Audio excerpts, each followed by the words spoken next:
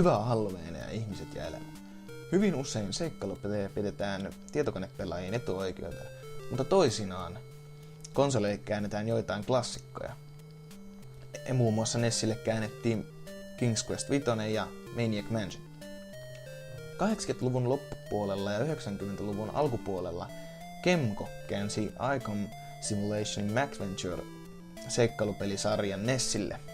Niistä pari on yllättävänkin karmivaa peliä, nimittäin Shadowgate ja Uninvited.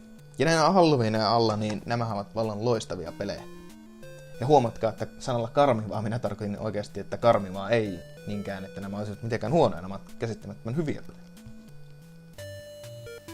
Molemmissa peleissä käyttöliittoma on hyvin samanlainen. Ruutu on jaettu 3 osaan. Ensimmäistä näkee ensimmäisessä persoonasta, mitä missäkin tapahtuu. Toisessa näkee tavarat ja loitsut. Ja kolmannessa on sitten erilaisia komentoja, joilla ohjaillaan pelaajan toimia. Kuten esimerkiksi käytä miekkaa itseesi. Ja tämähän olisi typerää, mutta peli kyllä antaa pelaajan tämän niin halutessaan tehdä itsemurhan. Itsemurhat eivät ole kuitenkaan missään nimessä tarpeellisia, sillä nämä pelit ovat täynnä ansoja ja vihollisia, jotka tappavat pelaajan yhdestä iskusta. Voisi melkein jopa sanoa, että kaikki mikä tässä pelissä tappaa pelaajan.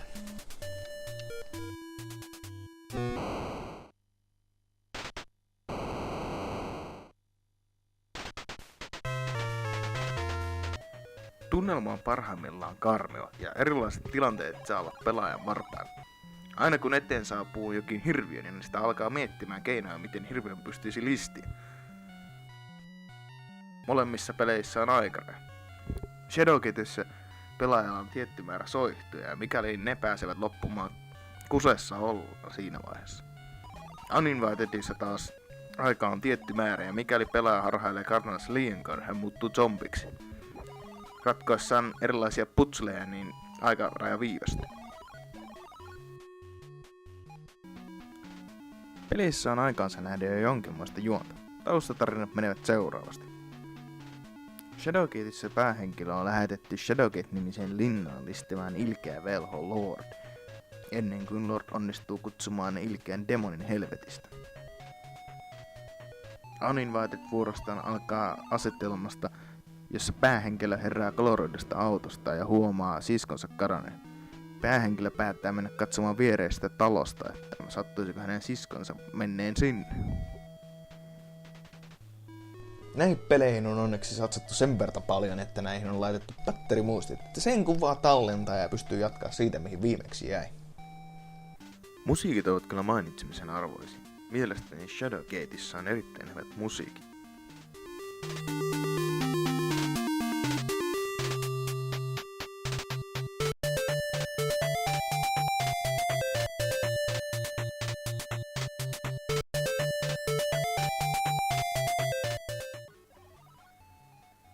Ja Uninvitedissa on oudommat musiikki, mitä olen koskaan kauhupelissä kuullut.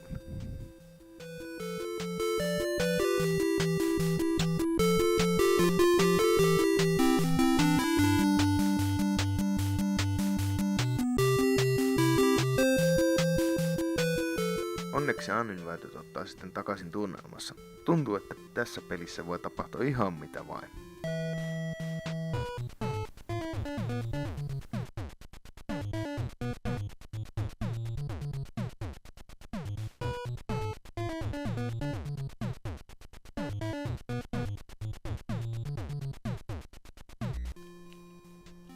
Uudelleenpeluarvoa näissä peleissä on aika vähän, sillä näissä on joka ikinen pelikerta samat putslet.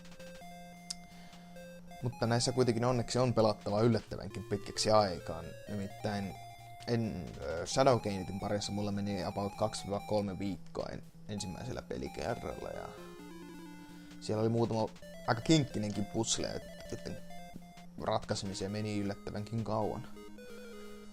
Mutta täytyy tunnustaa silleen, että mä en ole vielä Uninvitedia mä en ole vielä päässyt läpi, se on vähän vaikeampi. Ja mä itse asiassa sain sen vasta hiljattain. Mutta seuratkaa blogia ja sinne mä sit postailen, mikäli mä pääsen sen läpi.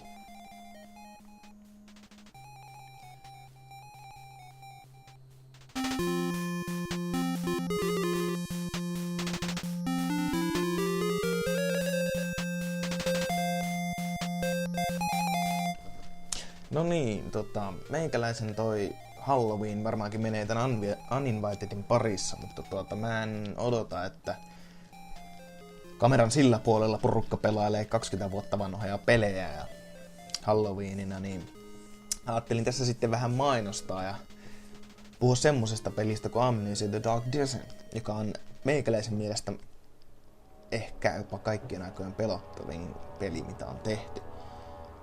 Se on pienen indie-tiimin tekemä, joka on tunnettu myös Penumbra-sarjasta.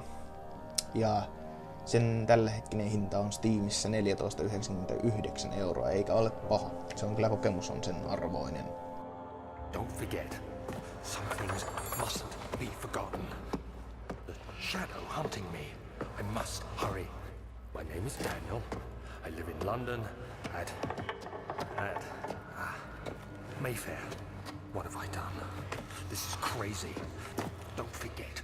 Don't forget. I must stop him. Focus. My name is...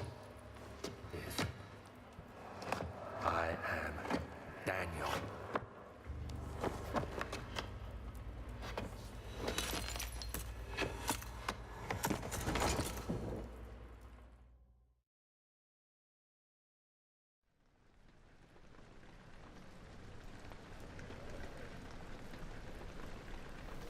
Amnesian tarina alkaa sillä, että päähenkilö Daniel on juonut juoman, joka seurauksena hän on menettänyt kaikki muistonsa aikaisemmasta elämästä.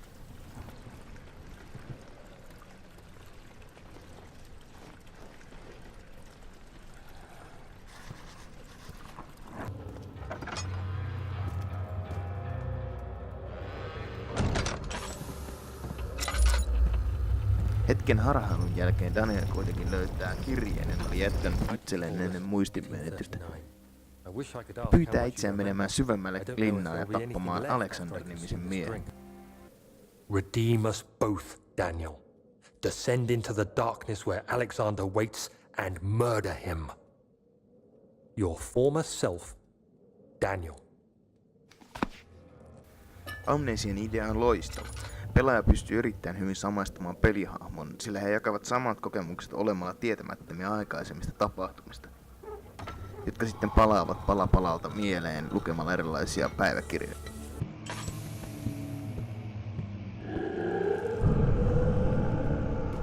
Toisinaan tunnelma käy niinkin ahdistavaksi, että peli pitää välillä sammuttaa ja kerätä rohkeutta, että pystyisi jatkamaan eteenpäin.